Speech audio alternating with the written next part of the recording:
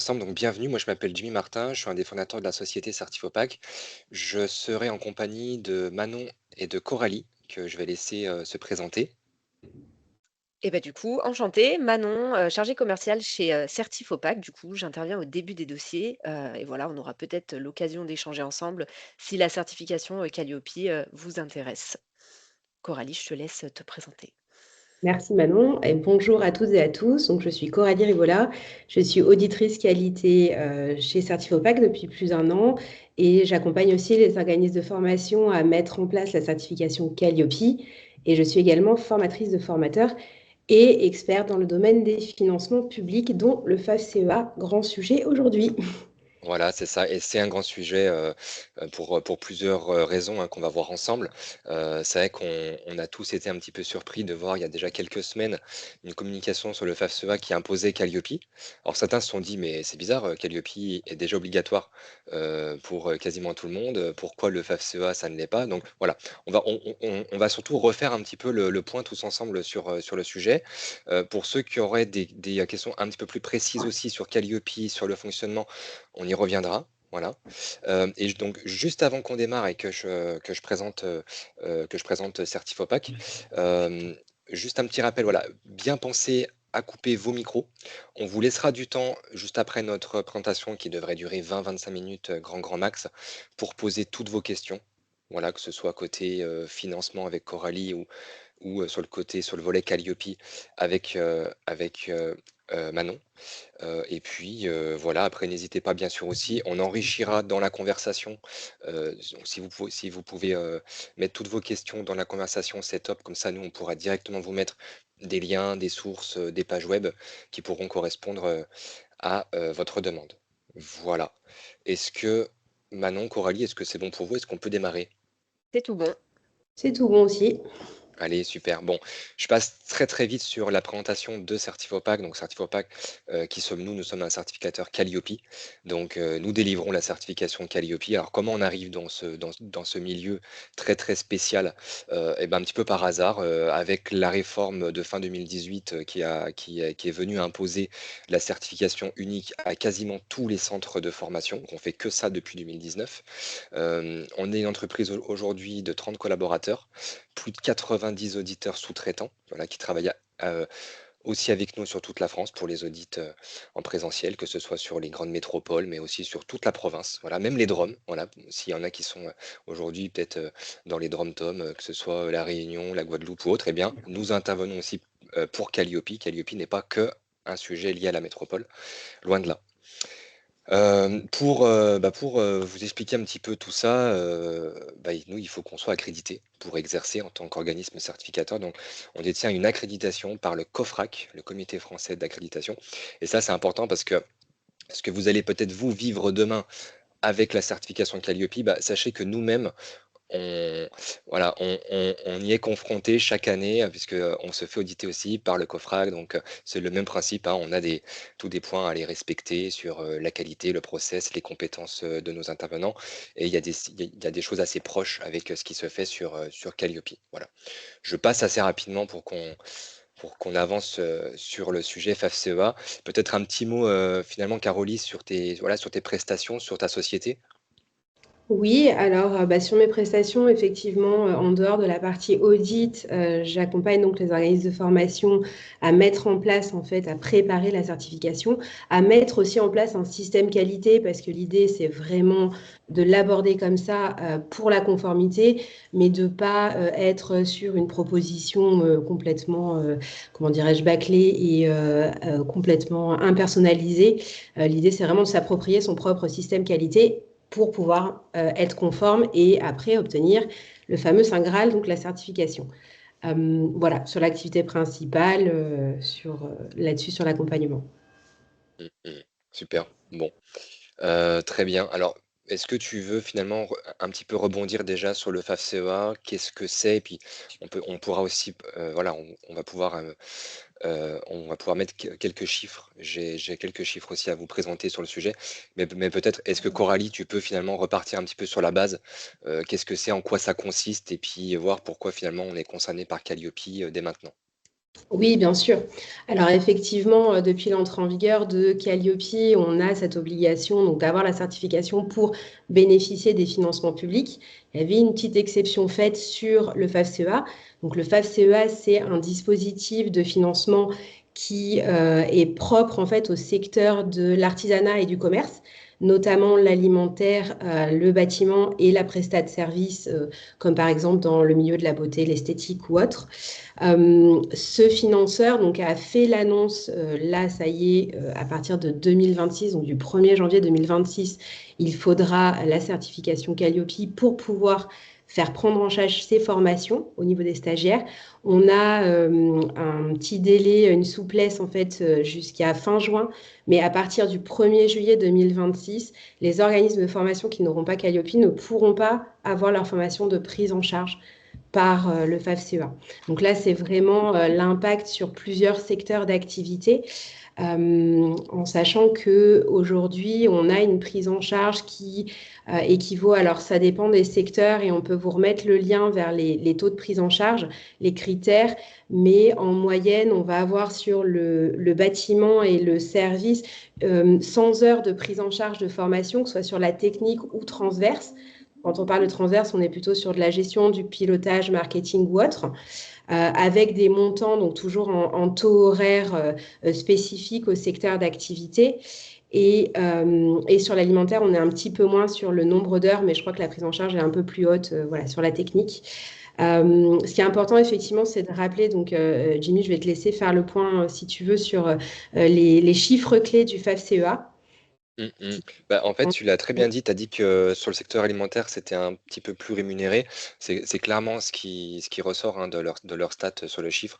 On est à 31 € de l'heure pour les prises en charge, que ce soit sur le bâtiment ou sur, le secteur fabrication-service. Par contre, sur le côté alimentaire, on est à 42 € de l'heure. Voilà, et ça, c'est les statistiques 2024. Voilà. Alors, on va vous mettre le lien là, de la page web, dans les commentaires. C'est très intéressant d'aller consulter ça. Pourquoi? Est-ce que ça vous donne vraiment toute la dimension du FAFCEA. C'est pas un financeur lambda, c'est un financeur qui est assez stratégique. Alors, qui concerne bien sûr une certaine niche. Voilà, c'est pas un, un OPCO au sens de ce qu'on pourrait voir, voilà, côté par exemple l'OPCO Atlas, Acto et autres. En fait, ce qu'il faut bien comprendre aussi, c'est que le FAFCEA, à la base, hein, pour bien comparer, hein, un OPCO, c'est à destination des salariés, ok? Et un FAF, un fonds d'assurance formation, c'est pour les dirigeants, les chefs d'entreprise. Voilà. Certains travaillent peut-être déjà d'ailleurs avec un FAF, hein. Vous allez avoir l'AGFIS pour les travailleurs non salariés. Vous allez avoir par exemple le FIFPL, FIFPL pour les professions libérales. Il y en a encore quelques autres un petit peu spécifiques, mais en tout cas, voilà, le FAFCEA, c'est une branche bien dédiée. Et ce qui est hyper important aussi, et ça sur leur site, ils le mettent bien, c'est pas que les dirigeants, c'est aussi leurs conjoints collaborateurs. Et on le sait, mais en France, il y a quand même un énorme tissu d'entreprises individuelles, donc le conjoint très souvent, ou la conjointe, et vous avez son partenaire qui est considéré comme un conjoint collaborateur, et donc il va aussi lui-même pouvoir bénéficier d'une formation qui sera financée par le FAFCEA. Voilà. Donc c'est quand même 67 000 entreprises qui ont été financées en 2024, ce qui est quand même très beau. 115 000 stagiaires financés, avec une répartition, voilà, comme vous le pouvez le voir ici, plus forte sur la partie service, un peu moins voilà, sur la partie alimentaire, mais en tout cas, ça vous donne ici toute la proportion. Les moyennes de taux horaires aussi qui sont pratiquées, alors ça, c'est les prises en charge, hein. C'est pas les taux horaires de la formation, mais c'est les prises en charge qui sont faites côté FAFCEA, et les dépenses du coup qui sont faites par ce FAF pour les différents secteurs. Donc on va vous mettre ce lien directement dans la conversation, comme ça vous pourrez aller voir, hein, c'est pas des choses que l'on sort du chapeau. Et alors pour le coup ils sont aussi, enfin ça c'est quand même assez important à reconnaître, ils sont très transparents, contrairement à d'autres financeurs où on sait pas trop, c'est très obscur, les systèmes de prise en charge ou les dépenses et autres. Le FAFCEA est un des seuls FAF à communiquer sur ses rapports d'activité sur son site web.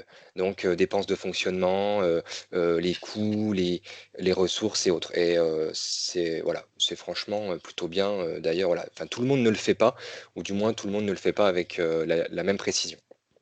Et je rebondis d'ailleurs, Jimmy, sur, en termes de transparence, leur communication aussi, leur communication avec les adhérents, même les organismes de formation est plutôt efficace. Ils sont très Mm. réactifs au niveau, si vous les appelez en direct, au niveau par téléphone, et ils vous débloquent les situations. Enfin voilà, on sait par expérience qu'avec certains autres financeurs, certains OPCO, il faut attendre des lustres pour réussir à avoir quelqu'un en ligne et pas forcément la réponse. Là, là-dessus, ils sont quand même plutôt efficaces. Mm. Mm. Super. Peut-être, du coup, Coralie, alors, tu as parlé tout à l'heure des critères de prise en charge. Est-ce que tu peux nous expliquer finalement, alors, ce qui peut être pris en charge? Parce que j'avais un commentaire sous un post LinkedIn qui me disait d'une personne, alors oui, bon, bah, c'est bien beau, le FAFSA, ils sont gentils, mais tout n'est pas financé. Alors, heureusement ou pas d'ailleurs, ce sera à vous de nous le dire, mais en tout cas, voilà, il y a certaines spécificités qui font dire que, attention, il y a quand même on est vraiment tourné sur de la formation dite technique et on ne peut pas tout faire financer. Voilà. Est-ce que tu peux peut-être nous en dire plus sur ce que tu as pu voir, toi, dans tes précédentes expériences sur le sujet? Oui, bien sûr. Alors, sur la partie effectivement technique, c'est tout ce qui va être par rapport à votre métier, donc par rapport au métier de l'adhérent. Il faut toujours se positionner là-dessus et c'est pour ça que potentiellement il peut y avoir des refus. Le FAFSEA ne valide pas tous les projets de formation. Il faut qu'ils soient en cohérence avec le poste, le secteur d'activité de la personne qu'il va financer. Ça, c'est très important. Donc, clairement, si vous êtes, par exemple, dans l'esthétique et que vous décidez de vous faire financer une formation technique sur de l'alimentaire, ça va être refusé parce qu'on va partir du principe que ça ne fait pas partie de votre cœur de métier. Sur la technique, donc on a vraiment tout ce qui va être voilà, le développement de vos compétences techniques. Sur la transverse, c'est ce que je disais tout à l'heure, on est plutôt sur des formations générales, plutôt de pilotage et de gestion d'entreprise, tout ce qui va être aussi marketing, communication sur les réseaux sociaux, pourquoi pas création d'un site internet ou autre. Toute la partie aussi gestion de trésorerie, enfin voilà, ce sont vraiment là les compétences propres à chaque finalement chef d'entreprise et qui peuvent être communes à n'importe quel secteur d'activité. Donc là, il y a chez eux le distinguo en fait entre la prise en charge. Là, vous voyez par exemple, on est sur le service, on va avoir du 35 € de l'heure pour la technique, 25 € de l'heure pour du transverse. Ça, c'est tout ce que vous pouvez faire en direct, que ce soit en visio, donc vraiment en face à face avec un formateur, comme là, vous êtes avec nous en face à face, ou en présentiel. Et après, tout ce qui va être en e-learning, donc les plateformes en fait qui sont déjà enregistrées que vous suivez à n'importe quel moment en fait et n'importe quelle fréquence, vous avez une prise en charge, un financement à hauteur de 15 € de l'heure avec 100 heures maximum par an de financement. Vous pouvez aussi cumuler en fait plusieurs formations, 20 heures par-ci, 30 heures par-là et ainsi de suite. Donc vous en avez fait 50, il vous en reste 50. Voilà. C'est comme ça que le FAFSA fonctionne. Mais donc quand il y a des refus, c'est vraiment sur le secteur d'activité. Super, merci. Merci beaucoup. En tout cas, ça donne vraiment plein d'infos là sur le FAFSEA. Alors, maintenant, hein, voilà, c'est la question un petit peu qui fâche hein, par rapport à ce que tu disais tout à l'heure. Donc, vient cette obligation Calliope. Alors, pour en revenir, certes, qui paraît un petit peu curieuse quand on est dans le milieu Calliope depuis déjà quelques années. Pourquoi? Parce que la certification Calliope est obligatoire déjà depuis 2022 pour quasiment tout le monde. Voilà. Donc, il y a eu du répit côté FAFSEA. Alors, pour être honnête, on n'a pas connaissance de la raison de cette, de ce délai. Voilà, pourquoi eux jusqu'en 2025 et pourquoi les autres ont eu cette obligation à partir de 2022. En tout cas, ce qu'on peut dire, c'est que c'est quand même intéressant d'avoir une période de souplesse jusqu'au 30 juin 2026. Voilà, c'est pas comme ça, brut en blanc, allez hop, 1er janvier, tous les financements seront coupés. Non, quand même, fort heureusement, vous avez 6 mois et 6 mois, ça Manon va vous le dire juste après, mais 6 mois, c'est quand même plutôt large pour à la fois voilà, pour bien s'organiser, pour comprendre ce qui est demandé, pour mettre en place un audit, pour ensuite avoir son certificat parce que vous le verrez, les étapes sont quand même, voilà, on n'est plus comme en 2021-2022 au démarrage du marché où c'était branle-bas de combat un petit peu partout. Voilà, tout est maintenant bien calibré. Donc, quelqu'un qui est préparé peut être certifié en moins de 30 jours environ. C'est tout à fait possible. Voilà. Voilà, voilà. Est-ce que peut-être alors, si on peut le faire comme ça, ce serait bien, mais est-ce que ici certains, sont dans cette situation? Donc certains se disent: «Mince, je fais de la formation, voilà, je j'ai des clients qui sont au FAFSEA, je ne suis pas Calliope et donc je suis concerné par cette obligation». Est-ce que vous pouvez peut-être nous le dire en levant la main, alors pas comme ça, parce que les caméras ne sont pas toutes activées, ce serait dommage, mais vous avez un petit bouton «lever la main», sur Teams, tout en haut là, donc si vous avez, voilà, si vous avez cette possibilité, comme ça on pourra ensuite orienter aussi par rapport à vos questions et par rapport, à vos besoins. On a Bon, Laura et je Catherine qui continue ont levé la d'avancer. Bon, super, déjà on va faire 2 heureuses avec, ce qu'on va évoquer. Alors quand je dis heureuse, c'est surtout en termes d'information. Après, voilà, si vous aviez été, habitués à avoir les financements sans Calliope, bah, forcément c'est une contrainte, hein, qu'on se le dise, hein. Enfin, on va mettre, quand même des mots. Calliope, c'est quand même considéré, vous le savez, comme une barrière à l'entrée. Voilà, c'est une barrière à l'entrée dans un marché réglementé, qui est la formation professionnelle. Certains, sont aussi ceux qui nous suivent, voient un petit peu la chose, mais ceux qui vont un petit peu plus loin et veulent mettre en place des formations au CPF, là, c'est encore une marche au-dessus. Voilà, parce qu'il faut être Calliope, c'est très bien, mais ensuite derrière, il faut préparer à des certifications professionnelles, donc enregistrées au répertoire spécifique ou titre RNCP, voilà. Donc, ça peut être déjà une première marche très intéressante, pour vous, pour déjà, bah, bien sûr, pour bien respecter, ce qui est demandé, et puis ensuite, pour avancer sur tous ces sujets qualité. Voilà. Manon, peut-être est-ce que tu peux, nous synthétiser un petit peu ça? Calliope, qu'est-ce que c'est le fonctionnement? Bien sûr, du coup, comme tu le disais, de prime abord, ça peut être une contrainte effectivement, mais en fait, faut pas se dire que c'est juste pour l'accès au financement. Aujourd'hui, la certification Qualiopi, elle apporte de la structure à votre organisme, aussi un gage de qualité auprès de vos clients. Donc c'est une certification qualité d'État qui va être obligatoire si vous souhaitez accéder au financement, hein, et elle va s'appuyer du coup sur un référentiel national qualité, structuré en 7 critères, 32 indicateurs où il faudra que vous répondiez, de façon conforme pour pouvoir obtenir cette, certification-là. Je te laisse peut-être, continuer, hop, C'est la même Jimmy, chose, ça déjà les antibiotiques, quoi, tu peux pas lui donner, ça paraît. pour, du coup, le passage de cette, alors je coupe juste un petit micro pour pas qu'on entende, tac, des interférences, voilà. Ça y est, c'est bon. Du coup, pour le prérequis du passage de cet audit, vous allez devoir en respecter, plusieurs, pour pouvoir, bah, passer cet audit initial. Le premier, ce sera disposer d'une entité juridique, hein, avec un numéro sirène, puisque votre certificat Qualiopi est rattaché à un numéro sirène. Il faudra aussi avoir réalisé au moins une prestation en lien avec la catégorie d'action à certifier. Dans le cas de beaucoup, je pense que du coup, vous aurez déjà des prestations, hein, puisque Qualiopi intervient maintenant, après avoir débuté, vos activités. Et il faudra aussi disposer d'un NDA en sachant que le dépôt de la demande suffit pour le passage de votre audit initial. Nous, le NDA, il nous le faudra, mais pour qu'il intervienne sur votre certificat.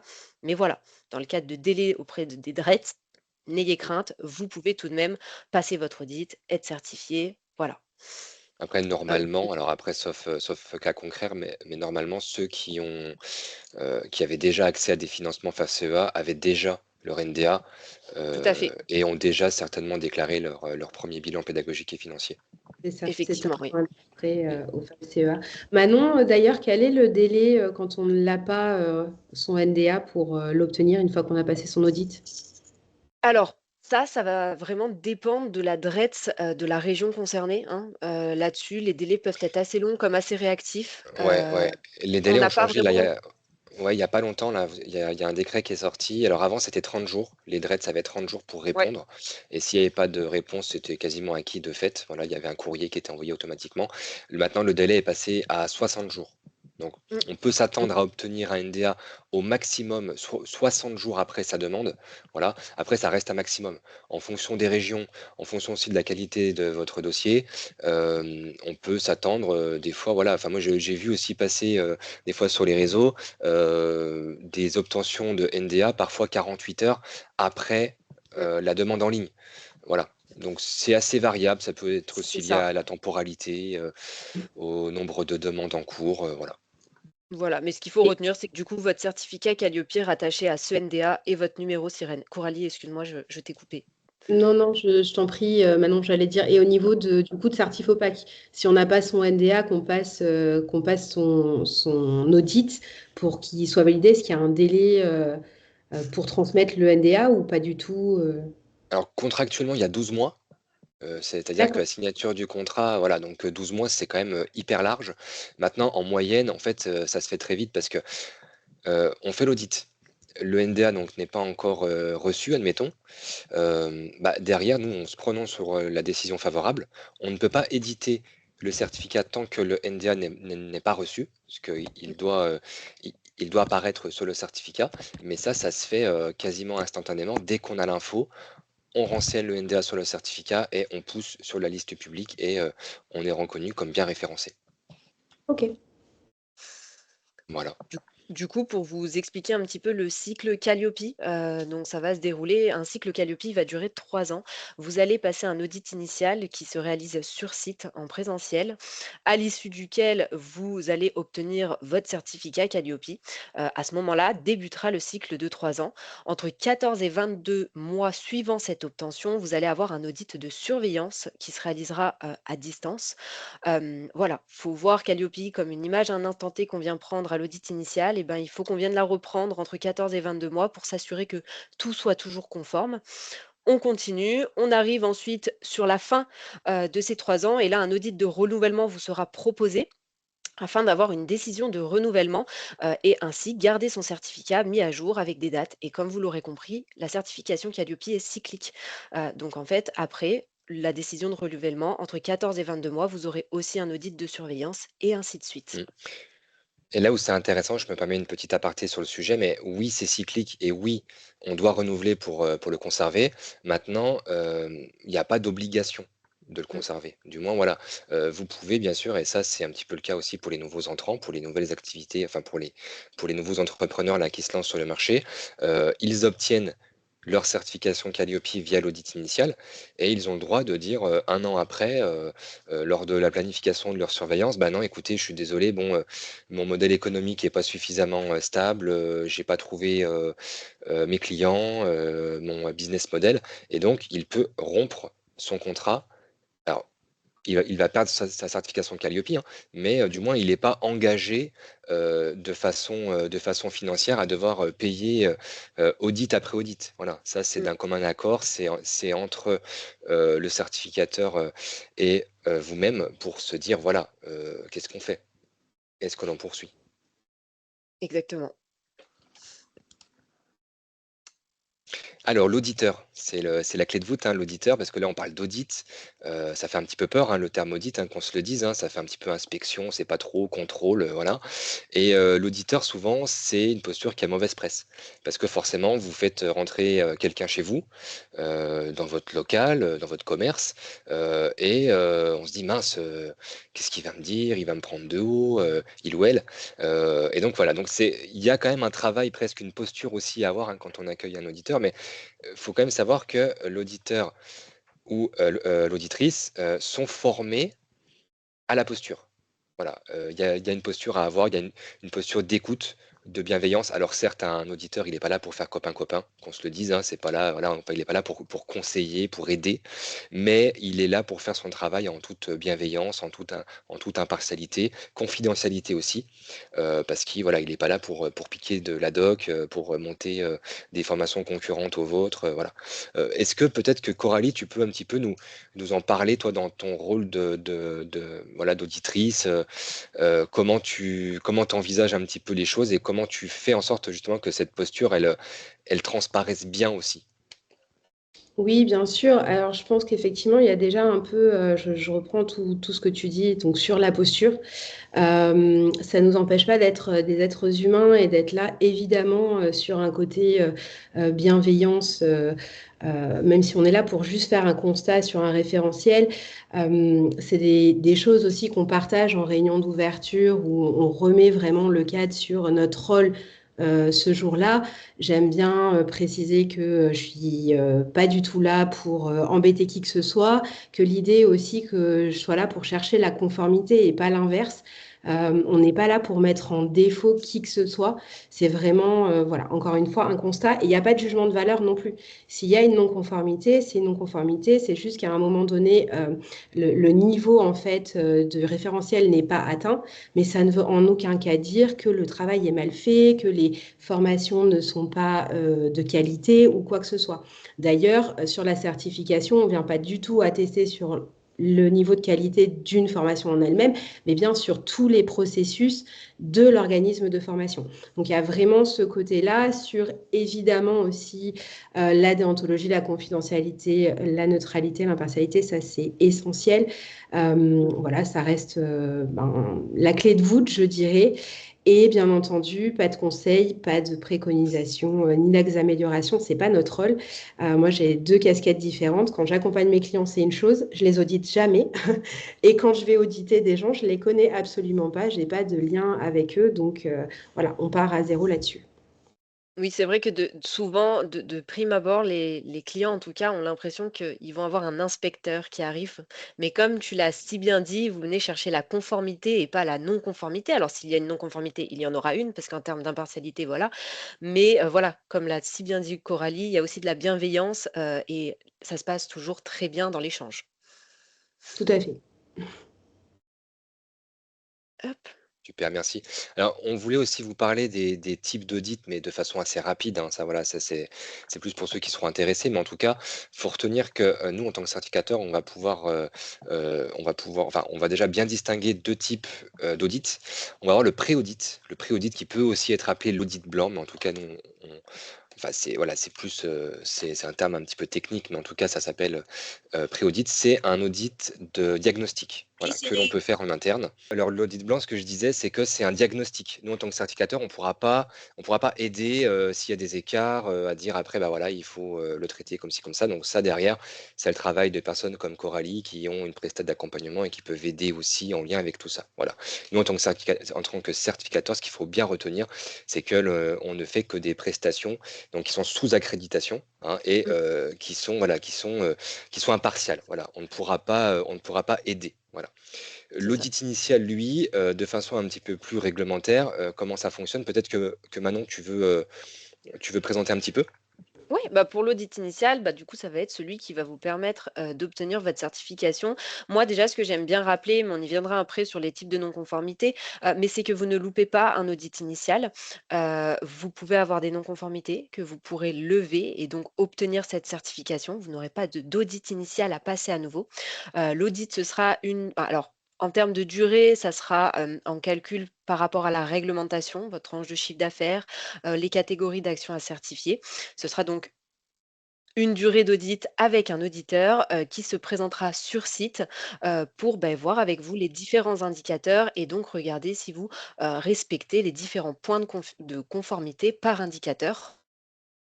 Peut-être que Jimmy, tu peux faire une passe sur les non-conformités, pour que du coup je puisse, Oui. expliquer voilà, à l'issue de cet audit initial, vous allez pouvoir avoir 2 types de non-conformités, des non-conformités mineures et des non-conformités majeures. Premièrement, il n'y a pas de mauvaise surprise, tout vous est indiqué lors de votre audit, vous avez un rapport de non-conformité à la fin, voilà, pour pouvoir axer et savoir comment les traiter. Enfin savoir non, Mm, mais mm. pour pouvoir les traiter. Les non-conformités mineures, premièrement, elles ne vont pas bloquer l'obtention de votre certificat si elle n'excède pas les 4 non-conformités. En sachant que du coup, vous aurez toujours la proposition d'action corrective, donc dire ce que vous allez faire à mettre en place, qui seront jugés du coup par l'auditeur pour pouvoir derrière, voilà, avoir votre certification. Pour les non-conformités majeures, ça va être différent. Celles-ci, elles vont bloquer l'obtention de votre certificat. Mais pas d'inquiétude, comme je vous ai dit, vous ne loupez pas un audit initial. Vous allez avoir le délai réglementaire de 3 mois pour lever cette non-conformité. Donc, en premier, vous allez devoir mettre la proposition d'action corrective. Donc, c'est dire ce que vous allez faire, ce qui sera jugé favorable par votre auditeur, et ensuite mettre les justificatifs. Une fois que cela est fait, ça passe en certification. C'est pour ça que j'aime insister sur le fait qu'on ne le loupe pas. Euh, Bien évidemment, il faudra les traiter dans le délai de 3 mois, hein, pour voilà, obtenir cette certification. Mais voilà, le délai de 3 mois, enfin, limite, tu me diras, mais il est vaste. Donc là-dessus, vous Oui, aurez oui, le on temps est de les enfin, traiter. techniquement, on est sur des moyennes en jours, hein, qui sont sur Ah des oui. taux de traitement de 2, 3, 4 jours. Pourquoi? Parce que vous avez tout intérêt à nous transmettre au plus vite tous les éléments. pour que l'auditeur puisse le valider et que nous, en tant que certificateur derrière, on puisse éditer, délivrer, votre certification. Voilà. C'est ça. On n'en a pas parlé, mais pour ceux qui seront concernés après, hein, tout le process d'audit et de traitement des cas a été digitalisé depuis 2021. Donc on a une application qui s'appelle Apollo, Oui, sur laquelle, par exemple, voilà, s'il y a des écarts, typiquement, bah, on va pouvoir retrouver les différents délais pour proposer, les différentes actions correctives, pour déposer toutes les preuves. Donc en tout cas, tout est facilité, voilà, oui. dans le suivi administratif, j'entends bien. Heu, voilà, voilà. Après, on passera ensuite aux questions, hein, mais là, on va passer, assez rapidement là sur les dernières diapos. Un point aussi par rapport au logo Calliope, attention, le logo Calliope est déposé par l'État, ne vous en servez pas avant d'être certifié, même pour communiquer en disant: «Youpi, Mmh. coucou, allez, je me lance dans la démarche», parce que voilà, vous pouvez être signalé. Voilà, on n'est pas sur un marché très sympathique, par rapport à ça, parce qu'il y a beaucoup de signalement, voilà, sur ce sujet-là. Donc attention, alors vous risquez en soi pas grand-chose, si ce n'est une petite remontrance, alors soit de votre certificateur dans un premier niveau, mais aussi au plus haut du ministère du Travail qui est propriétaire de cette certification et qui a un service de contrôle. Donc ils peuvent aussi envoyer des mails quand il n'est pas bien utilisé. Voilà. Sachez qu'une fois que vous êtes certifié, nous on vous transmet tous les éléments, le règlement d'usage, il y a une charte d'usage aussi, pour que vous sachiez bien vous en servir. Voilà, il y a quelques petites règles, il faut bien préciser sur quelle catégorie d'action vous êtes certifié par exemple, ne pas customiser le logo avec des couleurs qui seraient différentes ou autres, voilà, à faire attention. Et bah, j'espère ensuite que vous serez fiers d'apposer votre certificat, alors soit dans vos locaux, hein, c'est une obligation si vous en avez, sur votre site web aussi, hein, si vous avez un site web, voilà. Après, il peut être aussi disponible sur demande, voilà, quand vos clients, vos prospects, les partenaires le demandent, voilà. Et ça, là-dessus, voilà, par rapport à ce volet-là, on a développé un système de certificat en ligne, un Mmh. certificat web qui peut être facilement partageable, que ce soit en URL, en signature mail, directement sur votre site web et qui fait référence à la validité en temps réel de votre certificat. Voilà, donc ça, on aura l'occasion pour ceux qui sont intéressés de le voir aussi. Une petite précision, peut-être que Manon, ça, tu peux en parler pour les audits Ouais. suivants. Tu parlais tout à l'heure du cycle. Oui, bien sûr. Du coup, bah, pour l'audit de surveillance, en gros 1 an et demi après et pour l'audit de renouvellement, ce qu'il y a d'intéressant, c'est que, sur l'onglet donc certification que vous retrouvez sur cet espace Apollo, vous aurez les dates prévisionnelles de passage de vos prochains audits, tout en sachant que vous aurez aussi une chargée d'affaires dédiée, en tout cas avec Certifopac, hein, qui vous relancera, qui sera là aussi pour vous informer que vous entrez dans ces périodes puisque, bien évidemment, si vous souhaitez garder votre certification, il va falloir passer ces audits-là, surveillance, renouvellement, puisque sans ça, la certification ne peut pas être maintenue. Voilà, et ça, après, vous avez un système aussi de rappel automatique, que ce Oui, soit par mail, par SMS aussi sur Apollo. Donc, on ne peut pas rater son audit, non. sauf par mauvaise foi, mais ça Oui, arrive assez rarement. Voilà. Dernièrement aussi, bien sûr, il y a tout un espace documentaire, que ce soit sur le site web de Certifopac, mais aussi pour nos clients directement dans l'onglet documentation sur Apollo. Et alors, ça peut être très pertinent, notamment en fonction de où vous en êtes dans votre démarche. Donc, ça peut être d'un point de vue, voilà, d'un point de vue administratif, les étapes pour obtenir Calliope. Ça peut être l'après Calliope. Et l'après Calliope, que faire une fois le certificat obtenu, bah, ça peut être se référencer chez les financeurs. Voilà. Donc on vous transmet pas mal d'infos sur le sujet directement sur notre application. Voilà. Mais ça, je vous propose, voilà, pour ceux qui seront ouais, intéressés, ce sera plus pertinent d'avoir une visio bien détaillée sur le sujet. On ne va pas polluer aujourd'hui bien sûr. le webinaire heu, sur tous ces éléments. Voilà. Peut-être que, du coup, Manon, pour conclure, on peut peut-être résumer simplement la démarche pour ceux qui seraient Bien sûr. intéressés? Parce que là, on vous parle du coup de cet espace Apollo sans trop vous informer comment y avoir accès. Pour pouvoir avoir, cet accès Apollo qui aura une validité, du coup, une période d'essai de 21 jours sans avoir besoin de contractualiser, hein, il faudra réaliser une demande de devis, sur notre site internet. De toute façon, un mail récap vous sera envoyé, on pourra y joindre les liens utiles pour que vous puissiez retrouver, cela. Une fois que vous avez réalisé, pardon, votre demande de devis, vous allez donc avoir votre proposition commerciale depuis cet espace. Un lien vous sera envoyé pour que vous puissiez y avoir accès. Ensuite, la deuxième étape, eh ben, ça va être de valider votre projet. Voilà, de vouloir vous lancer avec Certifopac ou un autre certificateur. Il faudra signer la proposition commerciale pour engager le processus de certification. En troisième, il va falloir réceptionner un dossier complet. Donc, le paiement de l'audit initial, à minima une échéance qui permet tout de même de passer son audit. Vous réglez audit après audit et vous aurez aussi un petit formulaire avant audit à nous compléter puisque bah, c'est aussi réglementé pour nous et une collecte de données est nécessaire pour qu'on puisse planifier vos audits. Une fois que nous réceptionnons ce dossier complet, on passe à la revue administrative, une chargée d'affaires qui vérifie et valide votre dossier et qui débloque la planification d'audit initiale qui se passe toujours sur votre espace Apollo avec une frise où vous sélectionnez la date d'audit qui vous arrange et c'est en route. Votre audit est programmé pour cette certification Calliope. Super. Bah, merci pour cette synthèse. On va pouvoir passer aux différentes questions.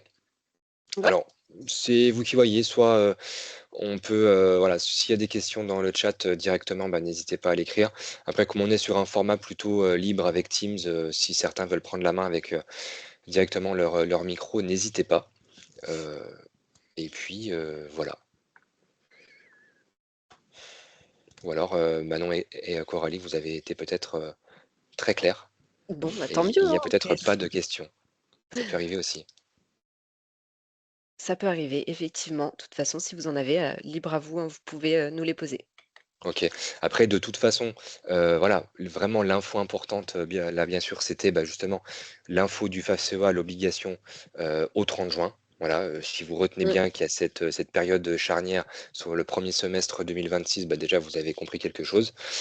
Les démarches Calliope, vous avez compris aussi que vous pouvez les lancer à tout moment, voilà. Bien sûr, plus vous anticipez, mieux c'est. Hein, ça, on va pas dire le contraire, mais du moment, comme le disait Manon, du moment qu'il y a une première prestation qui est délivré avec dans l'idéal un NDA, même si vous avez fait votre demande déjà, et ben derrière on peut Ça peut dérouler. aller assez Souvent c'est vite. même, ouais, et c'est même des fois, alors en fait ça on a souvent cette question par rapport au nouvel entrant. Parce que, bah, finalement, on va avoir 2 types d'organismes de formation qui se lancent sur Calliope. On a ceux qui démarrent vraiment leur activité, par exemple, dès aujourd'hui. Je sais pas moi, ils ont obtenu leur extrait Cabis, la semaine dernière, leur numéro sirène. Donc ils sont vraiment nouveaux. Voilà. Ils vont démarrer l'activité, ils vont obtenir leur NDA peut-être 2-3 mois après, mais ils sont considérés comme nouvel entrant au sens d'un audit, sur Calliope. Un nouvel entrant, c'est quoi? C'est un organisme qui démarre l'activité et dont l'auditeur ne pourra pas tout évaluer. On ne pourra pas Mm. évaluer, bah, par exemple, éventuellement, je sais pas moi, l'évaluation post-formation, la collecte de la satisfaction, indicateur numéro 30 ou certains éléments comme ça. Et donc, l'auditeur va pouvoir adapter sa posture en disant, voilà, c'est un nouvel entrant, je vérifie le fonctionnement et la mise en œuvre de certains aspects sera effectuée lors de la surveillance. Voilà, Mm. c'est le petit avantage. Le gros inconvénient quand on est un nouvel entrant, c'est qu'on a une majoration de l'audit suivant. C'est-à-dire que souvent, l'audit de surveillance, au lieu d'avoir une durée d'une demi-journée, va durer une journée complète. Donc un surcoût Mm. forcément d'environ 500-600 euros parce que bah, il faut rémunérer la journée aussi voilà, que passe à vos côtés l'auditeur. Euh, du coup, si je suis mon raisonnement, et je vais répondre ensuite aux questions, mais si vous n'êtes pas nouvel entrant, donc si vous êtes déjà en activité depuis quelques mois, quelques années avec le FAFSEA, que vous avez notamment déjà déclaré un bilan pédagogique et financier, bah là c'est plutôt hyper intéressant pour vous. Pourquoi? Vous allez avoir plein de preuves à présenter à votre auditeur. Alors, après, il y a le débat, oui, mais avant, la presta que j'avais, elle n'était pas conforme à Calliope parce qu'il me manquait des éléments et autres. Mm. Là-dessus, bien sûr, l'audit, il se fait, entre guillemets, aussi à l'instant T. Donc, on va voir aussi les procédures que vous avez conçues à l'instant T, même si certaines prestats n'étaient pas conformes il y a 6 mois, un an, vous avez cette possibilité de dire et de pouvoir argumenter en disant, bah voilà, j'ai mis à jour tout mon process pour que ce soit conforme à Calliope. Ça, c'est très important. Et donc, du coup, comme vous ne serez pas considéré comme un nouvel entrant, vous aurez un audit de surveillance qui durera une demi-journée en moyenne. Voilà, ça dépendra après de votre chiffre d'affaires. Mais Oui. si vous faites moins de 150 000 euros de chiffre d'affaires, en tout cas, c'est quasi certain que vous ferez une demi-journée de surveillance. Voilà pour ce petit volet nouvel entrant. Manon, si tu veux après Oui. répondre, oui, Ouais, ou on a Coralie? Ouais, Que tu as répondu déjà à quelques petits éléments de questions de Mireille sur les différences entre les audits et l'attente aussi, la durée. Mais voilà, en fait, si je peux juste finir sur ces questions. Donc sur la durée, ça va vraiment dépendre les différents audits des tranches en fait qui sont souvent définies par les périmètres et surtout par le chiffre d'affaires que vous faites en formation. Et effectivement, si vous êtes nouvel entrant ou non sur la surveillance, comme le disait tout à l'heure Jimmy, sur les attentes, Mireille, pour répondre à votre question par rapport à l'audit de surveillance et de renouvellement, alors sur la posture et sur ce qu'on va venir voir, les attentes de votre auditeur ne sont pas différentes dans le sens où le référentiel est toujours le même.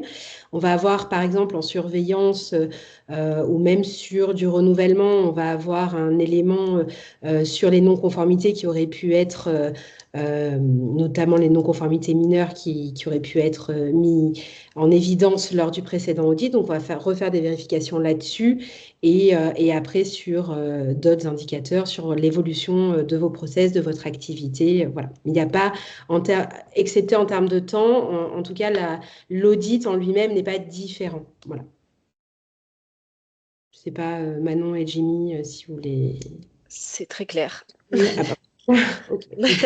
Non, c'est ça. Après, c'est comme tout, c'est que le premier audit, c'est un petit peu stressant parce que forcément, c'est pas trop comment ça fonctionne. Voilà, là, c'est pareil, on n'est pas rentré vraiment dans qu'est-ce qu'un audit, mais quand vous êtes en audit, il y a plusieurs temps qui vont aussi rythmer la journée.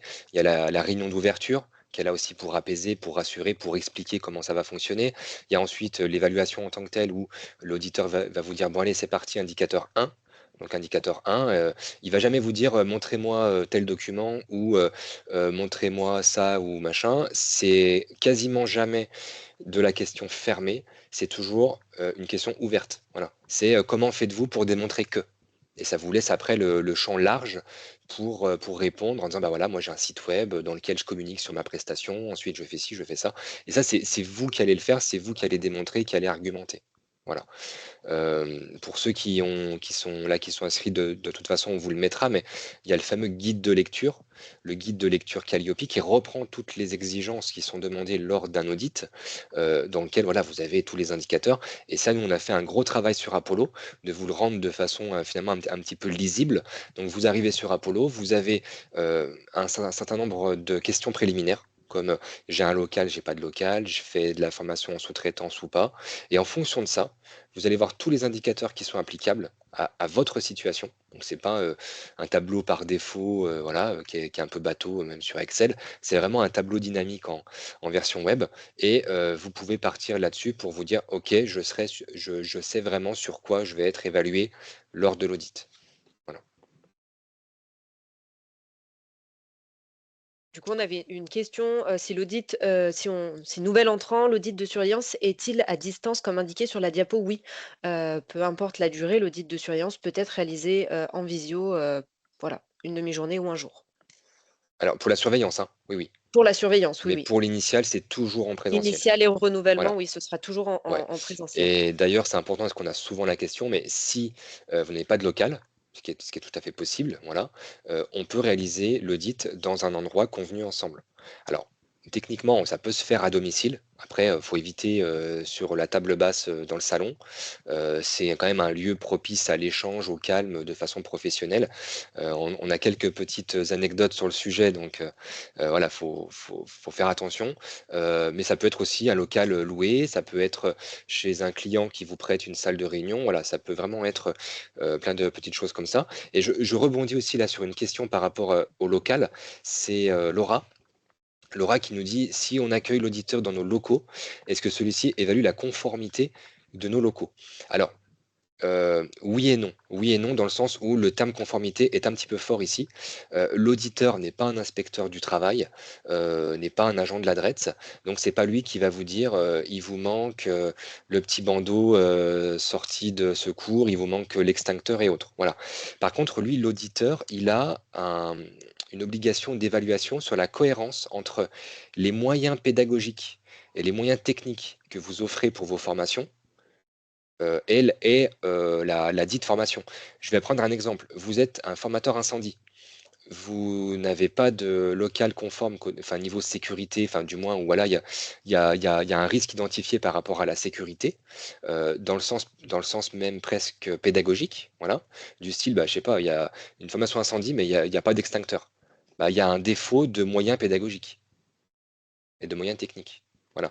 Enfin, un autre exemple, vous faites de la formation en massage, ou formation d'esthétique, machin, et vous n'avez aucun matériel. Bah, là, l'auditeur est en droit de dire, bah, enfin, attendez, ok, vous faites que du e-learning, mais dans votre formation, vous faites ça, vous avez des choses qui sont manuelles au final. Voilà. En fait, l'auditeur, ce qu'il faut comprendre, c'est qu'il ne va pas vérifier la conformité en tant que telle, il va surtout vérifier la cohérence Mm. entre les deux. Il faut que ce soit cohérent. Voilà. Voilà, voilà. Je crois qu'on a fait le tour, Manon, Coralie. Oui, je pense. Je suis en train de Aussi. regarder un petit peu les questions, mais De toute façon, voilà, je l'avais mis. S'il y a des questions auxquelles on n'a pas répondu, n'hésitez pas, hein. Je vous ai communiqué mon adresse mail dans la discussion. Donc voilà, s'il y a besoin d'éléments de réponse ou autre, je me rendrai disponible. Bon, super.